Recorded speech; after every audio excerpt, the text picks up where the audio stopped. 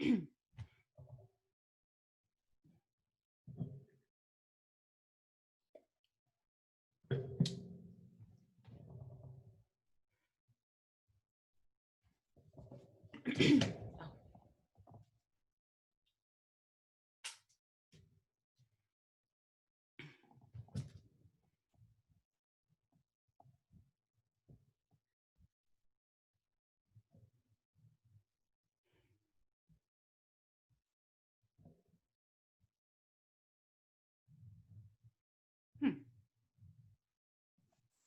Odd.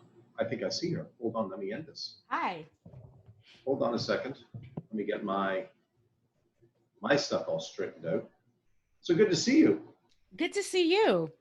So do you think you can tell me? I can take it. Do you think it's me who's fucked up here? No, it's totally me.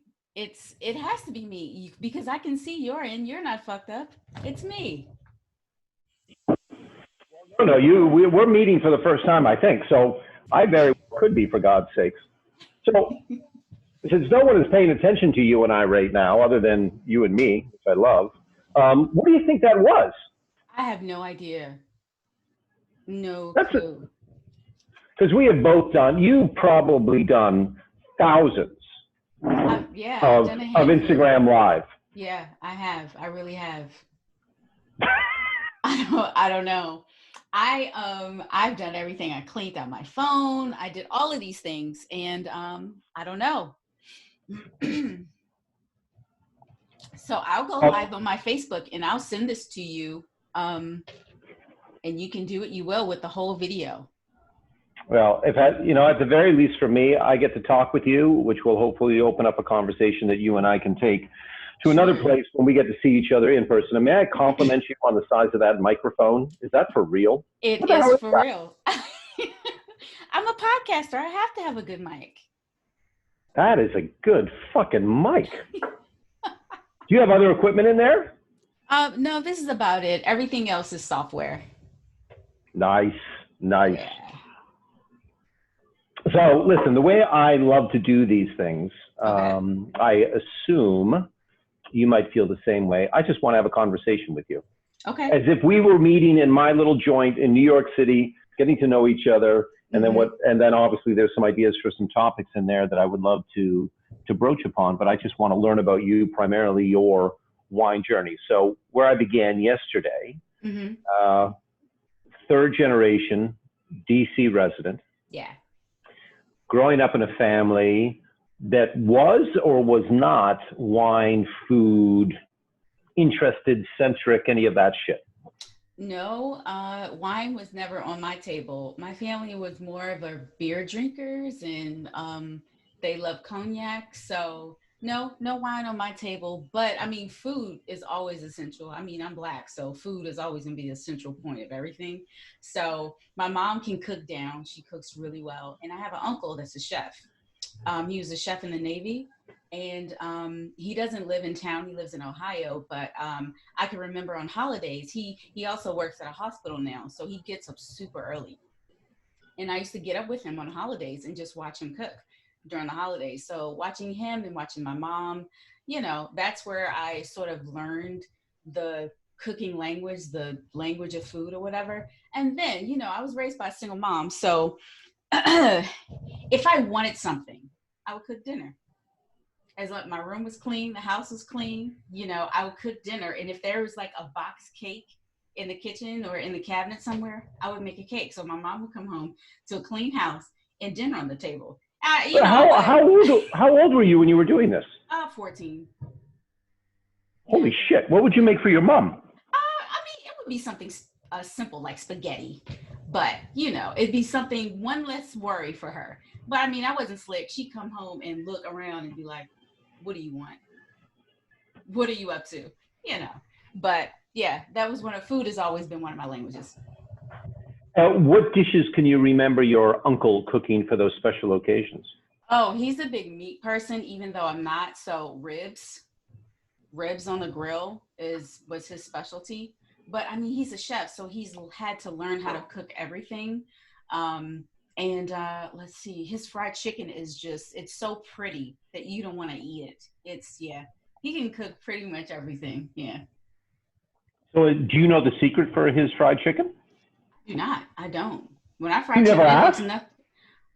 You know, I never even thought to ask because Are I are never you allowed to ask for that type of information from a am like allowed from a to ask. family? Yeah. Yeah, Yeah. family. You're right. You're right. I should ask. I'm gonna So send him a text. Yeah.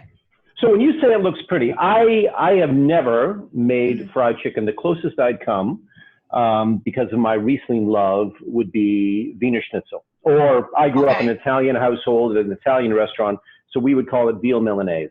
Oh, okay. And so in terms of the not it's the type of oil, but you could Hmm. fry it in olive oil, canola oil, schmaltz, Hmm. butter. Yeah. So which one of those you choose would influence the fry. You know, and I Uh, think he uses good old lard. cool. Yeah. I also learned, and it took me a long time to get this. I used to prep well in advance of doing Sure. schnitzel because it would Okay. mess up the goddamn kitchen. Yeah. But I heard from some good sources that you have to do the breading just before you put it in the pan. If you do it in Sure. advance, a greater risk of the breading sticking to the meat. Yeah. And then, like the measure of success, and I don't know if this applies to your uncle's pretty fried chicken, you want air, you have to be able to pick up your knife and stick it between the fry and the meat. There had to be air. If you got the air, like you Okay. could just look at that. So when you speak about pretty, for me, a pretty schnitzel is Okay. one that is puffy. Ah. So Okay. so what's pretty fried chicken? Well, for me, it's just like an even color of golden brown and really crunchy, but What, juicy inside. so did the crunchiness come from the type and the amount of breading, or did it come from how long you fried it? It has to be from the breading. It has to be. Okay. Yeah. All right, cool. So for those special occasions, and Hmm. again, I grew up in an Italian restaurant household. My background is in all things history, culture, Western European. Hmm. So the a special occasion, regardless of what was on the table, there Yeah. had to be a bottle of wine there. So on those Hmm. special occasions for your family, with your uncle cooking, Hmm. was it still primarily beer and cognac and beverages of that nature? Or would someone say, you know what, it's, I don't know, Christmas, it's Easter, we've got a goddamn bottle of wine. I don't think so. No, all back in the day, I only remember beer and cognac on the table. So what was your first wine experience? I mean, of course, it was sort of the cheap stuff in college.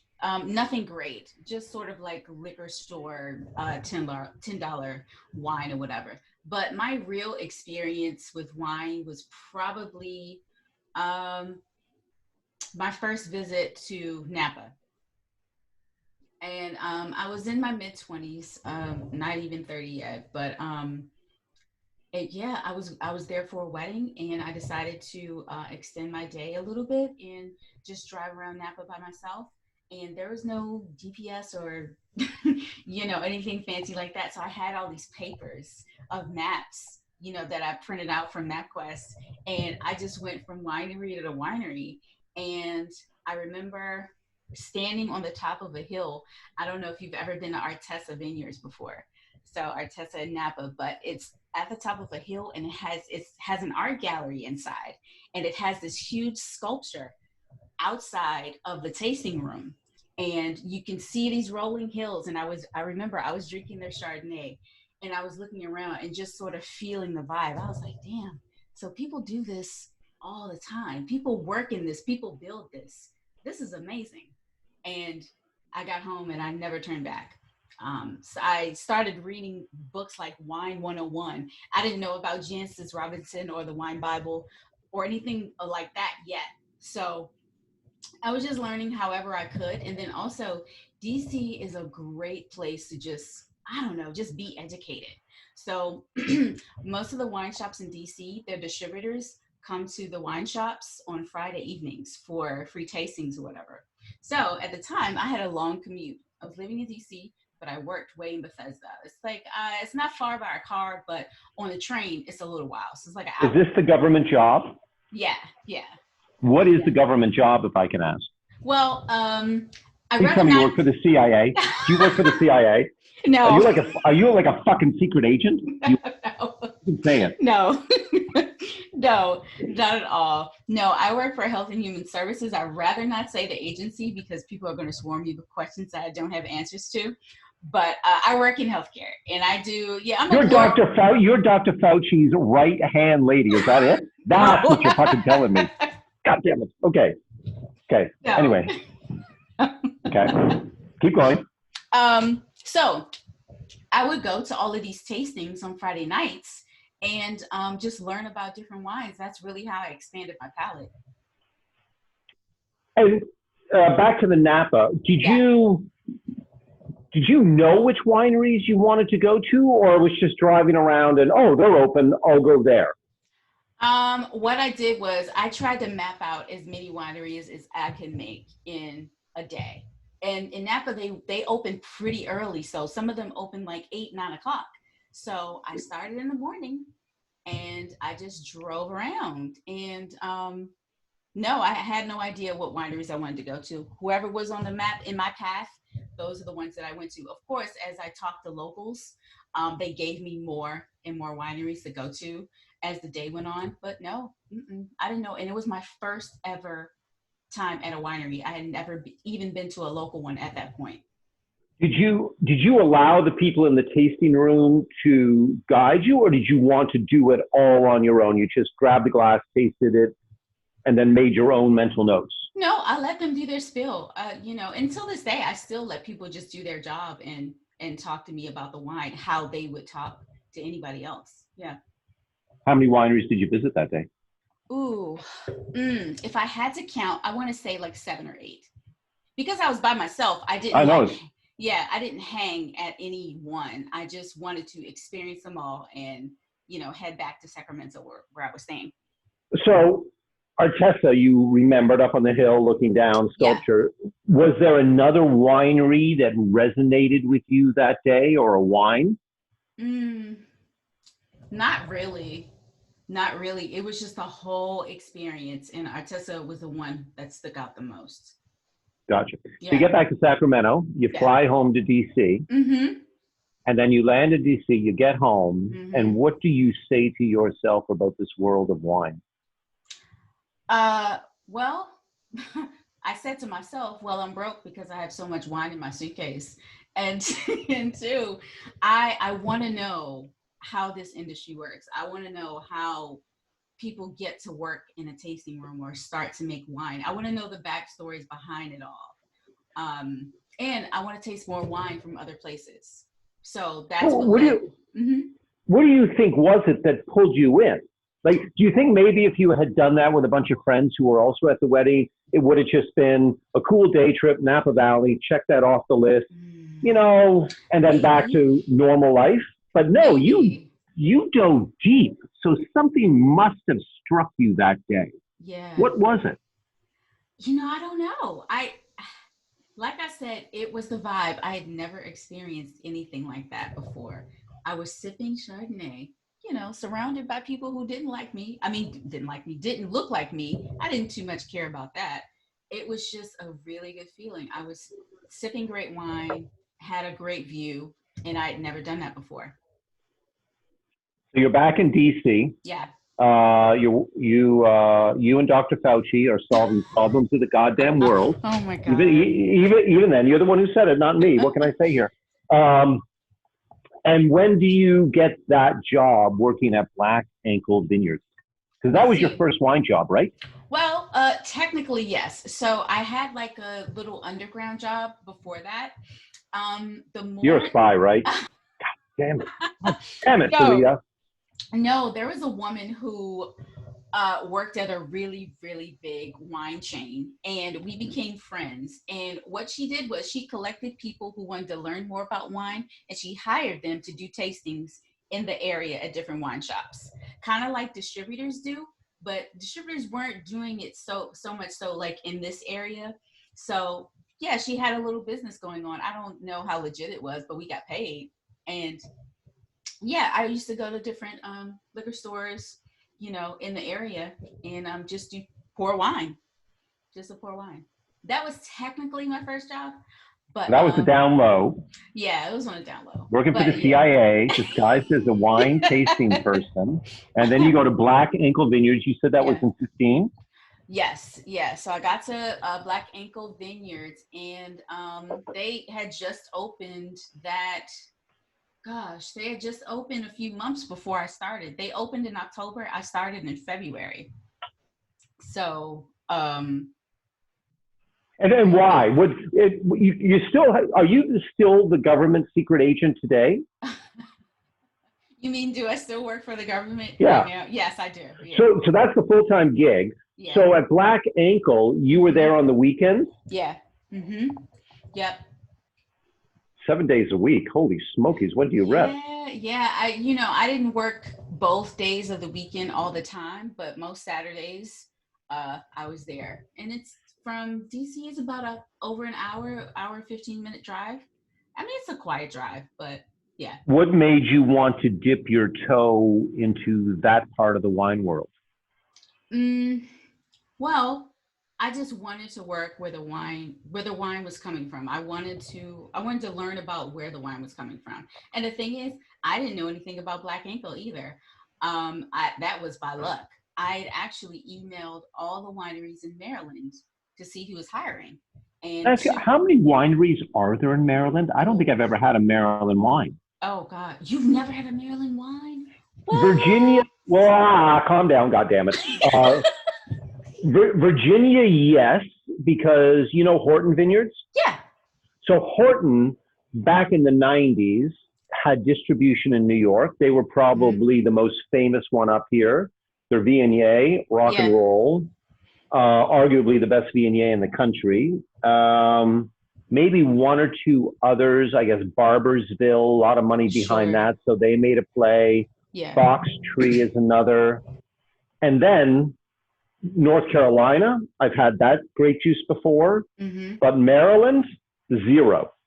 Well, that's a shame. And I'll blame you for that, goddammit. You got to change. Well, we got to change that. No, okay. So how many wineries? There are over 80 wineries in Maryland now. Seriously? Seriously, yeah. Okay, so you knock on the door of Black Ankle Vineyards and say, so a senior wine associate is what? Oh, I work in a tasting room. And the thing is, I had been there so long, I just knew so much about the wine and the whole process. So eventually I got the title Senior Tasting Room Associate, but I worked in the tasting room. Awesome. And did they educate you in the totality of the world of wine? So you got to go to the vineyard. You understood how all this shit was happening. Sure. And the thing is, when you work for a couple like Ed and Sarah, those are the owners, they traveled all around the world to study wine. And then they studied wine, how to make wine in Maryland with Maryland soil. So they weren't trying to grow like California grapes in Maryland. They were just trying to learn the soil of the property that they had and how to grow great wine. And so they make French style wine. I looked up big time. Yeah, they made Bordeaux style wines. Yeah. And because I'm an ignoramus when it comes to Black Ankle Vineyards, and you're going to take my hand and guide me, what are the one or two wines from Black Ankle do you think are extremely representative of the Maryland Piedmont region? There's a Leafstone Syrah. Okay. That's their high-end Syrah. And then, I'm going to go on a limb here, and I'm going to say they're Albarino. Ooh, that's a limb. That's a very tenuous limb you are out on there, goddammit. They also make a Gruner, so watch out. I will commit the sin of trying to simplify Maryland wine down. Do you think there's one variety that Maryland, or I don't want to say a style of wine, but a variety that you think could really shine or does really shine in Maryland? I mean, Viognier. I mean, just like Virginia, our weather and our soil grows Viognier and makes Viognier extremely, extremely well. So I'm going to go with Viognier. But that's not one of your faves.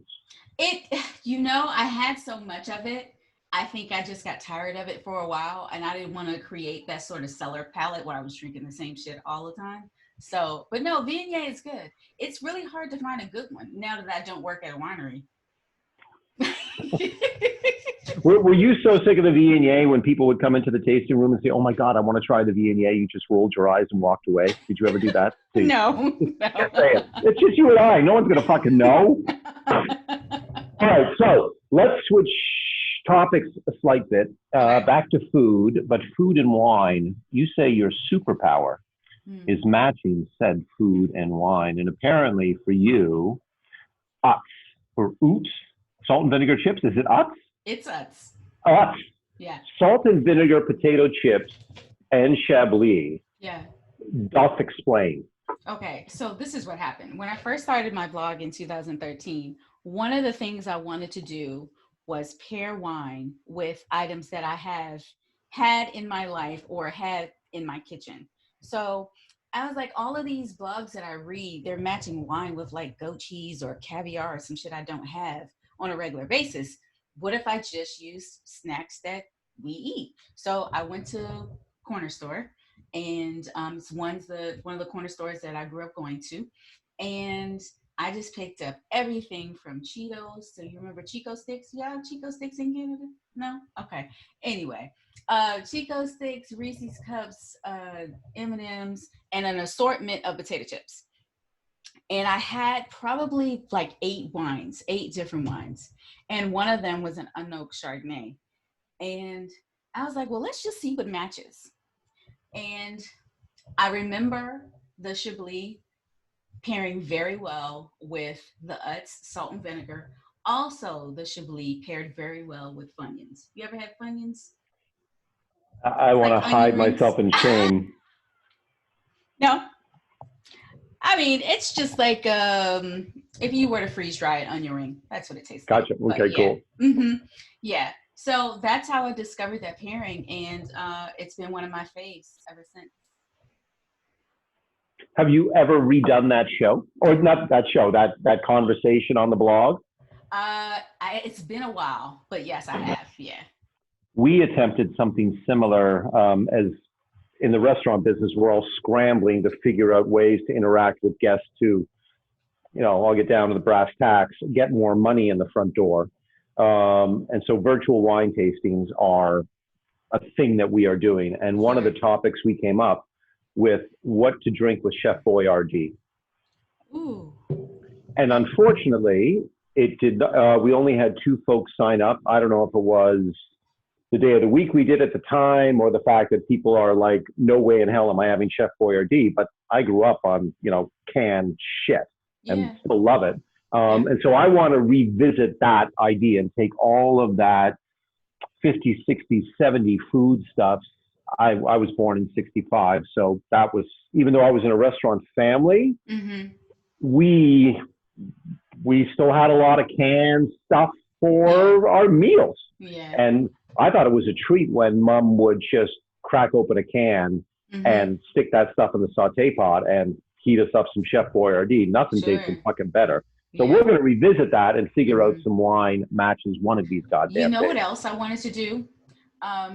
Well, also another way I learned, I educated myself about wine was watching Gary Vee's videos, his old wine library videos. And I used to watch them every day. And there's this one guest that he had on there.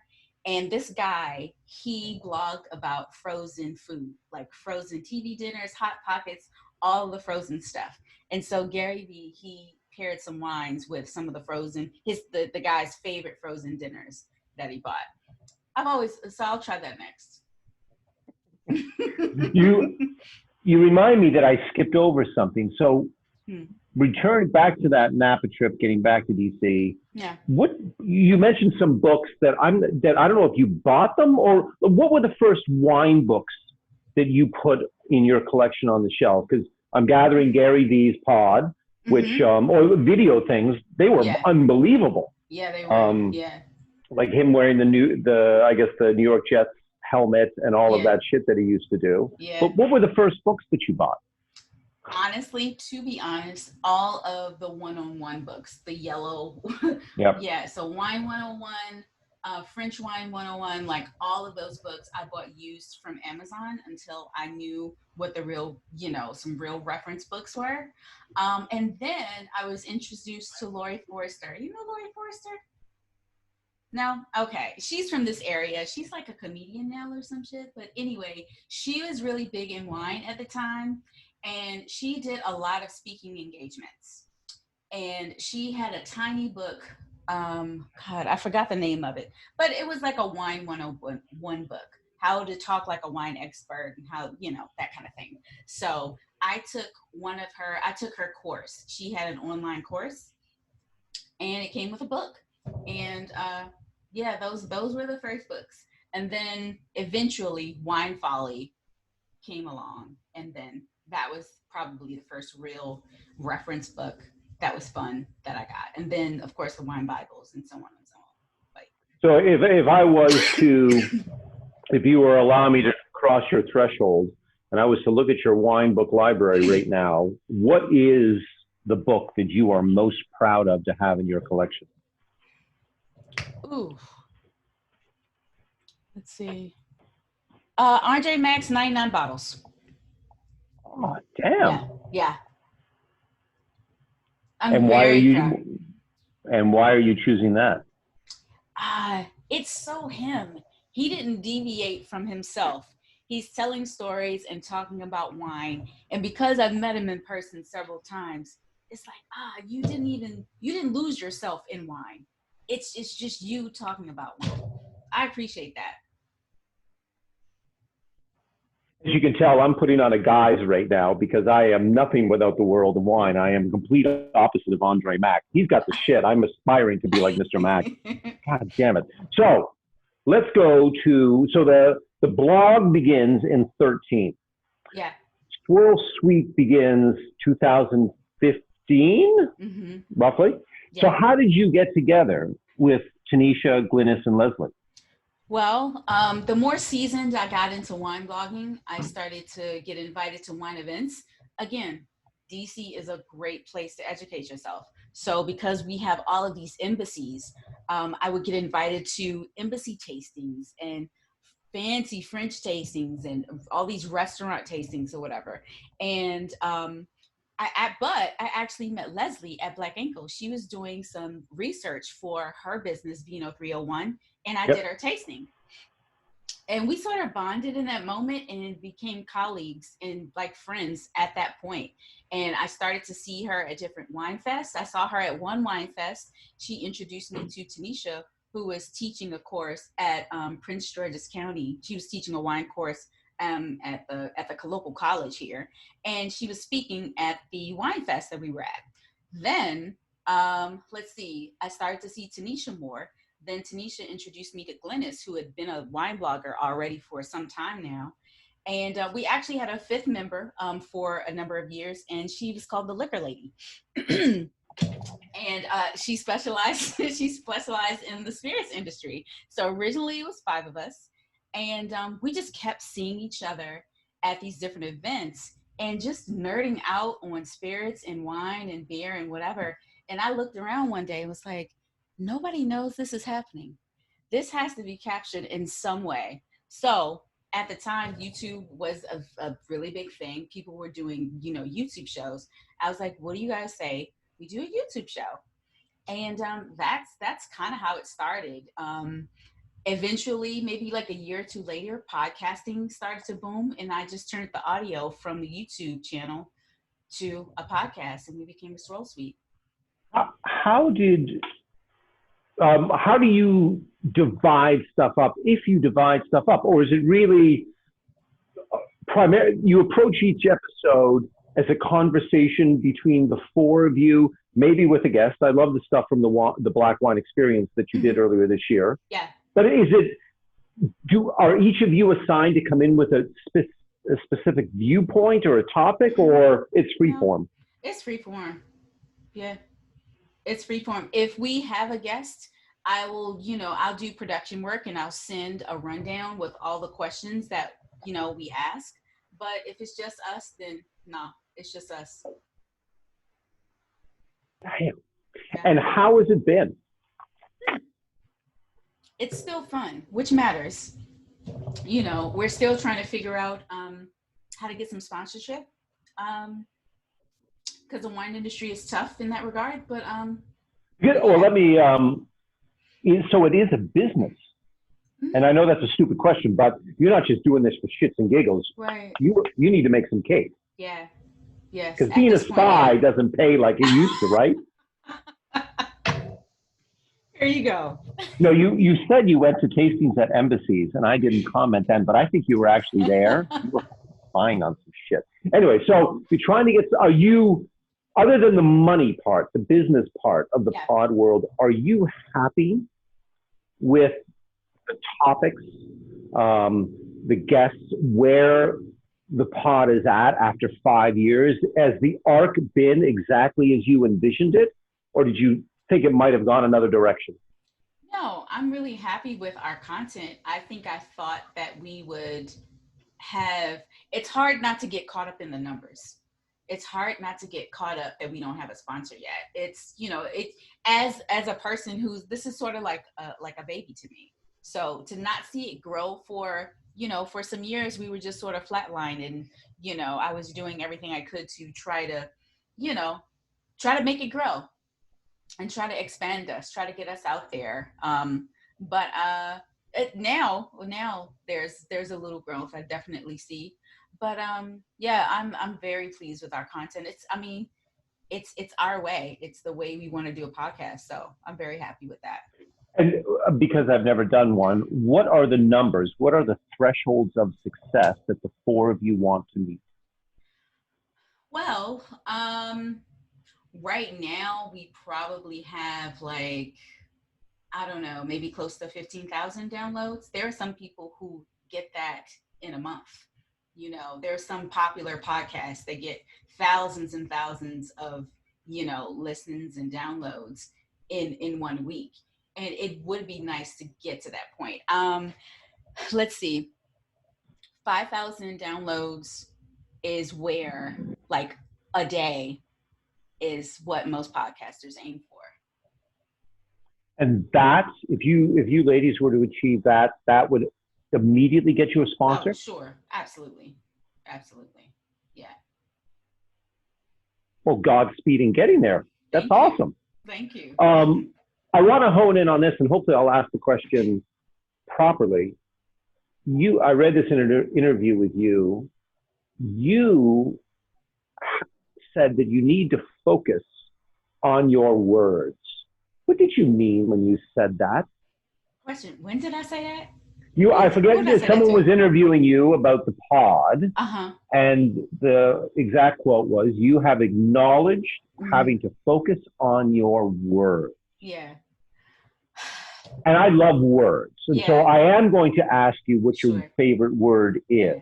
Yes. But before you get there, what do you mean you got to focus on your words? For what? I do need to focus on my words because I don't think enough people think before they speak. So a lot of times, sometimes if you're around me, I'm quiet. I'm not really a talkative person at all because I'm always thinking before, and sometimes I overthink before I speak. But I don't think that enough of us, especially in this climate right now, that people think before they write, think before they speak, think how their words are going to affect others. So that's what I meant by that. Yeah, that's pretty much it. And my favorite word. Well, I'm not done. I'm not going to let you go there yet. Okay, I'm ready. So I don't want to say that you're a quiet person, but if you were always reticent to speak up so quickly, you had the time to think before you would utter a phrase. Yeah. Are you trying to, I guess, respond quicker, respond better? What is this thing that you're trying to do with these words? I get the listening. Shut the fuck up and listen before you open your goddamn trap. Yeah. And if there's one thing that I used to work for Danny Meyer at Gramercy Tavern, and one of the things we focused on was the idea of hospitality, which I think is a word that a lot of us in our business bandy about, but very few of us understand it. And one of Danny's definitions of hospitality is that it's a conversation. Mhm. If you were to come into my joint, it's you telling me your expectations for the night, and it's me responding to you and telling you how I'm going to fulfill those expectations of yours. So to be a great conversationalist, you need to be a great Listener. And that is the question that I ask all of the folks who come in looking for a job at Terroir. And I'm amazed at how many people don't immediately respond with listener. But it's what I charge us to do every day at this humble little joint, that we need to listen more. And I can't speak for DC, but in New York, it seems that most of us want to talk and not enough of us want to listen. So to you, so you're a great listener? I am. That I am. I like that. Nice. Okay, let's jump ahead. Your favorite word? I think my favorite word right now is access. And I think that I've been using that word a lot lately because a lot of us just don't have it. Just don't have the access. I mean, access brought me here with you. You know, how would you have known about me? Access, you know. And I was thinking the other day, I was on a work call and I was coming from a grocery store, not in my neighborhood, because I live in a food desert. So I don't know if you guys have food deserts in New York, but I live in one. So I was coming from another neighborhood, going to the grocery store, and I passed an elementary school, and it was a line of cars outside. It was a line of cars outside, and these were people getting free boxes of food. They line up every Tuesday to get free boxes of food because our food desert is so bad. And I'm on the work call and it hasn't really started yet. So everybody on my call is talking about their beach houses and their lake houses and their vacation homes. I'm like, if this ain't some fucked up shit, I mean, all of these people have access to vacations right now. And I'm watching people lining up for food. It's lack of access. And it's just like some people are born with it and some people aren't. And it's just crazy. It's crazy. Awesome word. I got I got a part A and a part B. What was your favorite word a year ago? Ooh, what was my favorite word a year ago? A year ago is when I fell in love with Beaujolais. So I said Beaujolais a lot. But your favorite wine is Cava, right? It is, yes. Okay, good. Okay, so Beaujolais a year ago, and this could be a hard one. What do you think your favorite word is going to be a year from now? Profit. Nice. Yeah. Well done. Yeah. All right, let's dig deeper into the meat, so to speak, of the moment. Why has our industry failed to properly tell the stories of all the people in this, I guess in this industry? Let's begin there, and then to properly tell stories to appeal to all the people outside this business. Because all we want to do as wine lovers, as wine educators, is spread the fucking gospel. Sure. And why have we sucked? Why have we failed to find those words to pull everyone in? You never had to. The industry is built on people who look a certain way.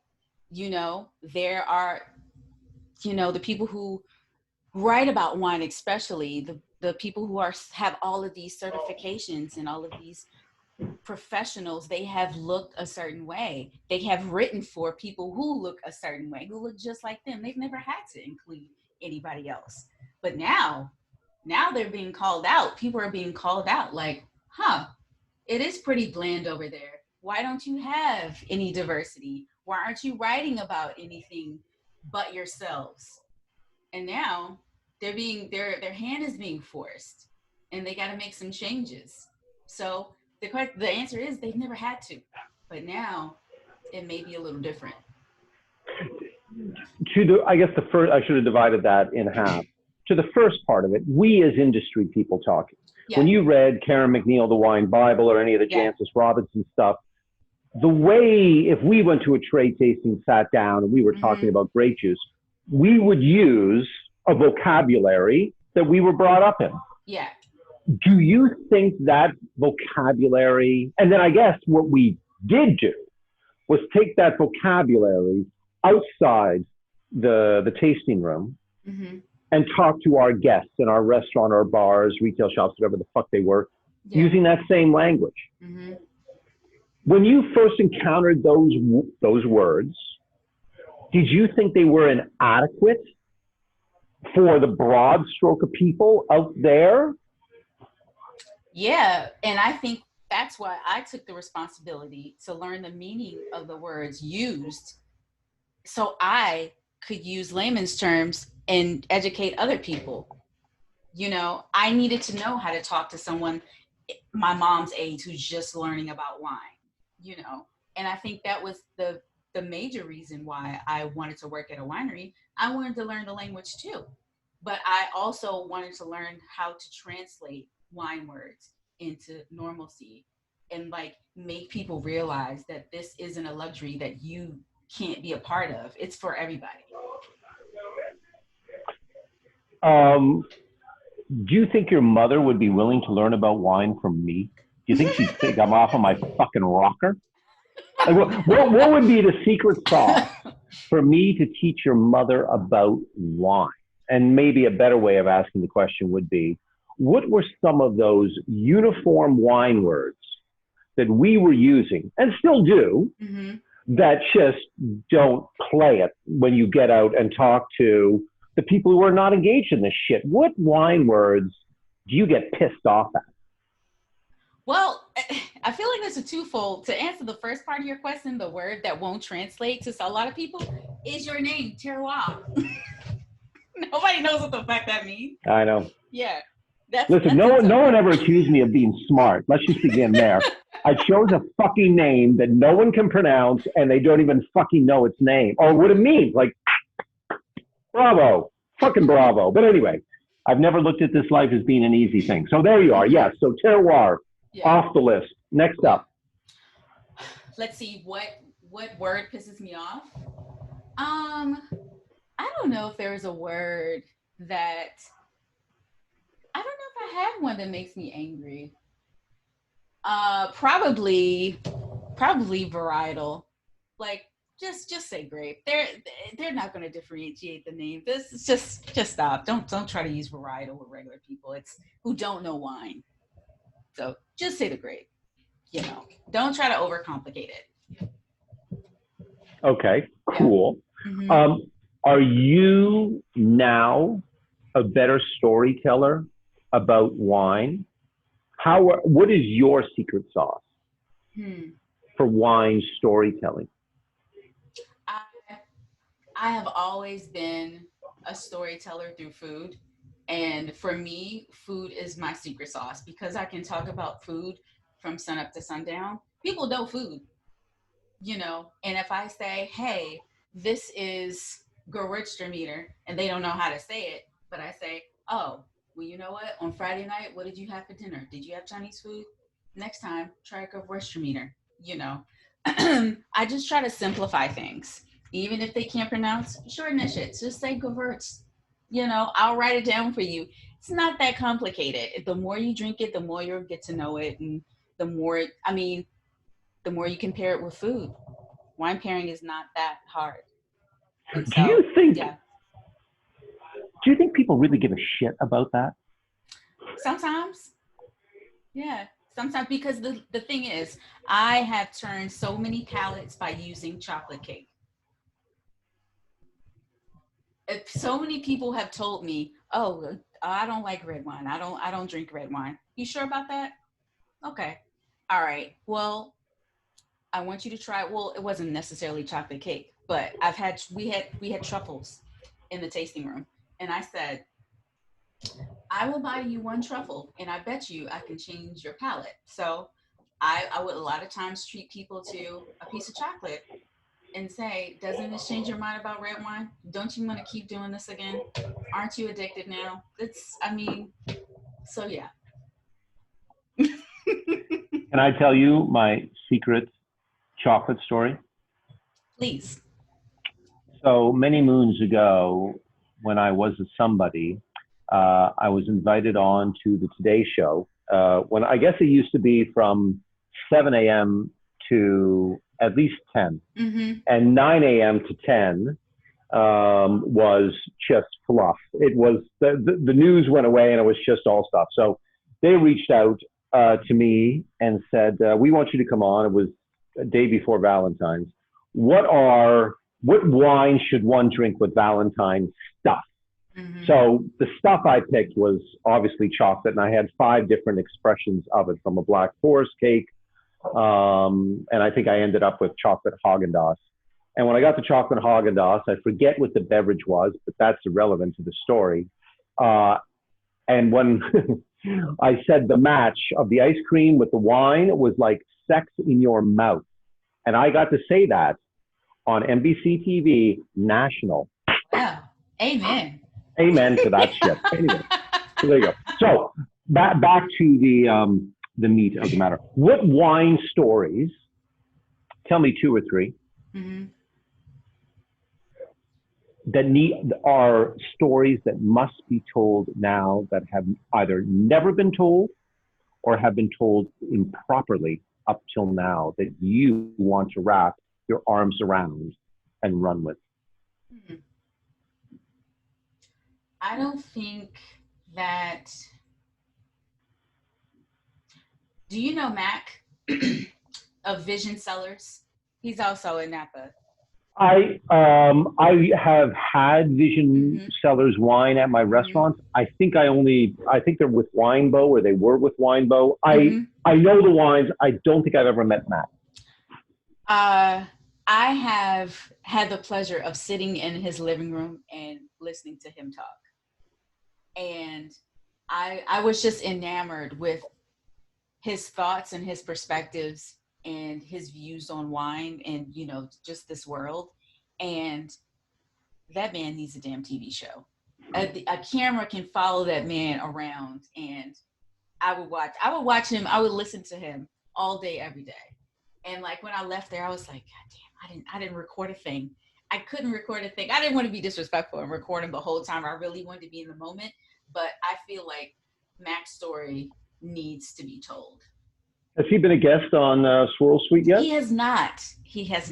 Yeah. I got to make sure that he can get on properly. You know what? His wife will work it out. Yeah. His wife will help. Yes, we have to get on the Swirl Suite. That's story number 1. What else? Let's see. Story number 2. Okay. I think that, I won't say her name because she'll kill me, but there is a winemaker that is up and coming.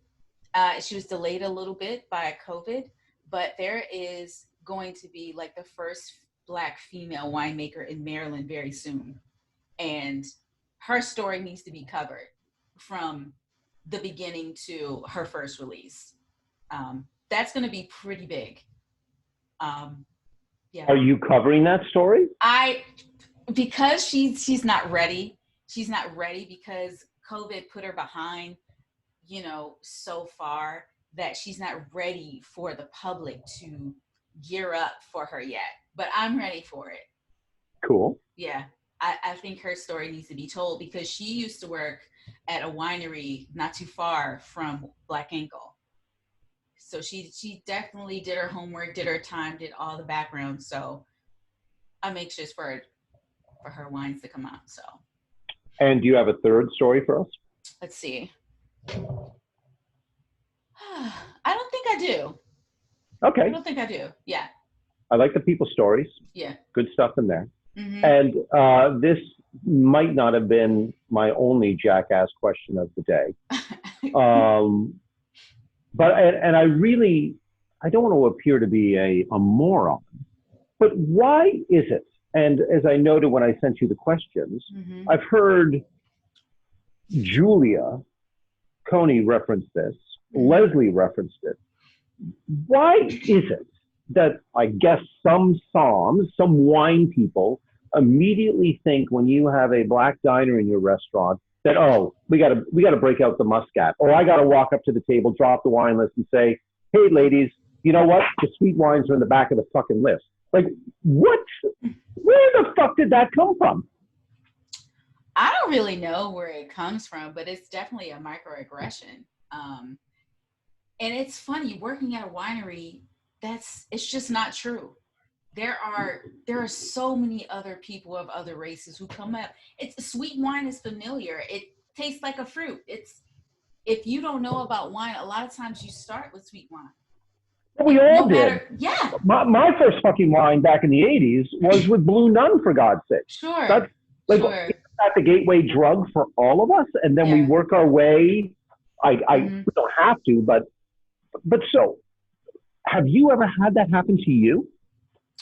What? I've been accused of wanting No, not accused, but that you sit down and before you even get to look at the wine list or to buy the glass or figure shit out, someone says, do you want a glass of Muscat? No. It hasn't happened to me, but I've seen it enough times. That is some crazy shit. Yeah, it is. It definitely is. All right. Okay. Enough of that. Let's pretend that mindset is fucking dead and buried right now. Your guiding phrase is build your dreams or someone will hire you to build theirs. That came from your mom, right? No, actually that came from, I don't know, some Instagram quote that I found years ago and it's stuck. Have you built your dreams? I have not even close. What dreams have yet to be built? I think that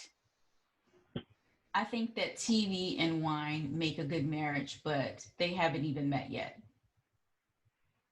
And that's the path that I want to go in. That is the holy grail. Yeah, I think TV. I think wine needs to be on TV, on a network. I actually think wine and spirits deserve their own network.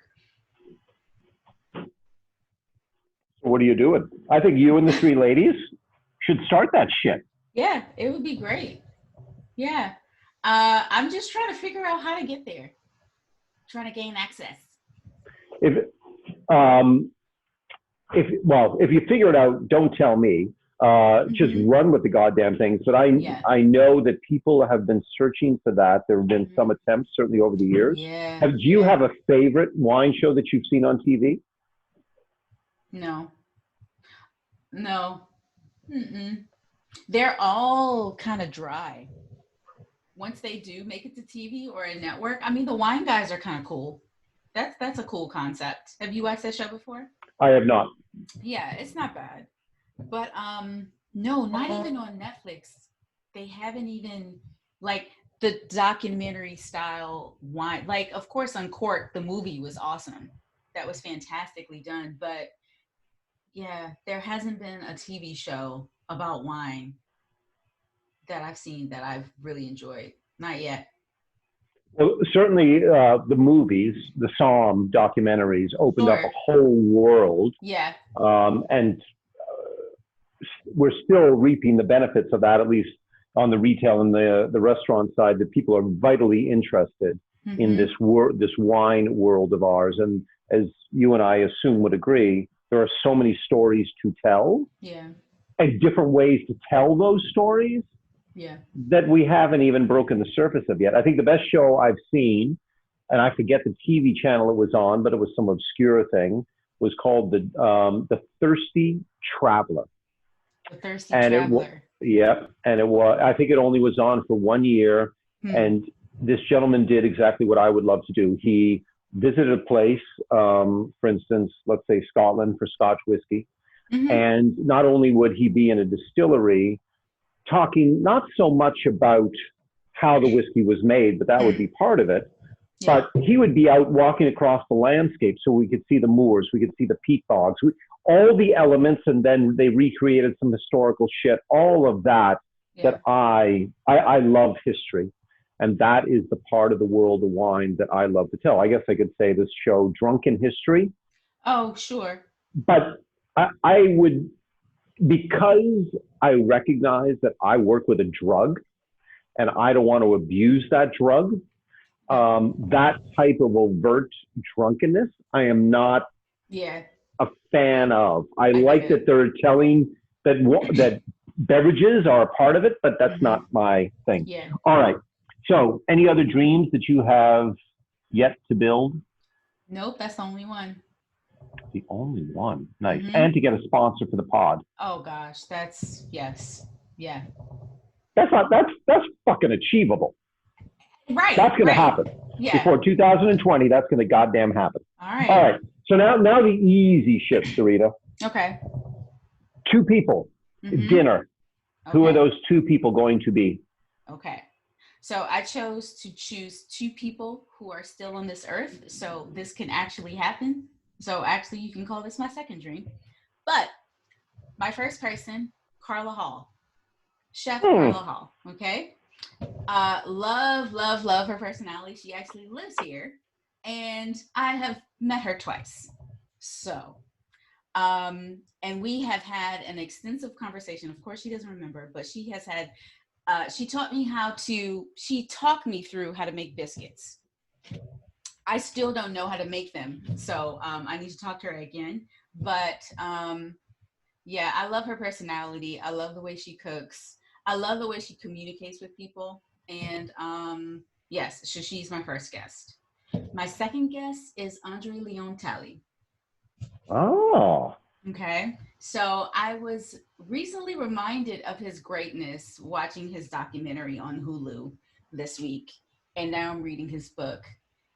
And God, he's just a fabulous man. And I actually have a secret obsession with fashion. My fashion sense is more quiet. I would say like my fashion sense is more of, you remember the time when Julia Roberts used to wear the white collar shirt and jeans everywhere she went? That's kind of me. That's kind of me. And me and Andre, I feel like we both like capes, you know, the flowy capes that he wears. And he's just a really interesting man, just being himself, growing up in the Deep South. And I would love to sit down and actually, I would like to cook with both of them. Well, that's going to go easily into the next question of, so Yeah. what's for dinner? Okay. So because Carla knows how to make biscuits and Andre loves biscuits, we have to make biscuits. Okay. Maybe biscuits with something like caviar for an appetizer. Okay. Follow Cool. me. And because, you know, I'm from this area and crabs are a thing, we would just make a big, huge crab boil with blue crabs. So it's one thing to break bread with somebody, but when you break crabs with somebody, that's some heavy lifting. Exactly. You can be there for a while. So just can imagine the stories that'll be told across this meal. Okay, and the grape juice that you are going to drink with this incredible meal. Okay, so Carla doesn't drink, but we would have to choose a really good cava. But I think one of my favorite wines is a sparkling Malbec from Guggenheim. It's from Argentina. Repeat that again. What? It's a sparkling Malbec, and it's from Argentina, and the winemaker is Guggenheim, and it is fantastic. So just bottles of Guggenheim with the crabs. It's so good. So bubbles right through the meal. Yeah, absolutely. Absolutely. All right. Yeah. And the soundtrack, obvious. So not too obvious. I think I would go in another direction. Of course, I'm from DC. We have to start out with Chuck Brown. Okay. Have a little go-go at the beginning. And then we're going to make it jazzy. So I would do some Esperanza Spalding, maybe some Raphael Sadiq, a little Tribe Called Quest. You know, keep it jazzy. That's what I do. We apologize in the image that we created for you. I hope you were cool with that. Oh, that's fine. the Capitol blowing up was from the Bad Brains song "Smash DC." I hope you're all right with that. Oh, it's fine. Just okay, good, Yeah. good. So, Sarita, there we are. That is our conversation. I hope you were cool with that. Yeah, this was awesome. Thank you for giving me so many chances. And I'm sorry my Instagram was so fucked up. I really have to figure that out. And listen, as I said a few times, if you determine that it's me, just send me an email and say, "Fuck you, Paul. It's all you, goddammit." I will accept that. And believe me, you won't be the first one today to tell me that either. So the only thing that's left is that when we get to the other side of this pandemic, I have to come down to DC for a few reasons, one of which is to report you to the federal government for being a spy, and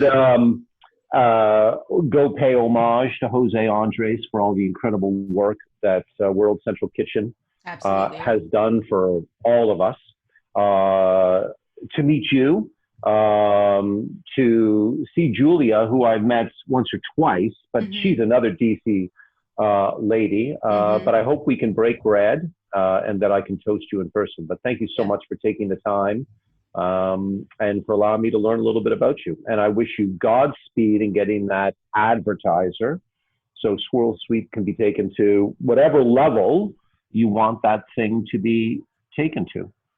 Thank you so much. I really appreciate you having me on your platform. This has been great. It's been you and me. Yeah. Wow. Fuck. Yes. All right, Judah, listen, have a great day. Please remain safe and healthy and get to the other side of this goddamn thing, all right? All right, you too. Big Would cheers. you like me to send you the video and audio? Yeah. Okay, awesome. I'll do that. I would love it. Okay, sweetie. All right, bye-bye. Big cheers. Have a great day. You too.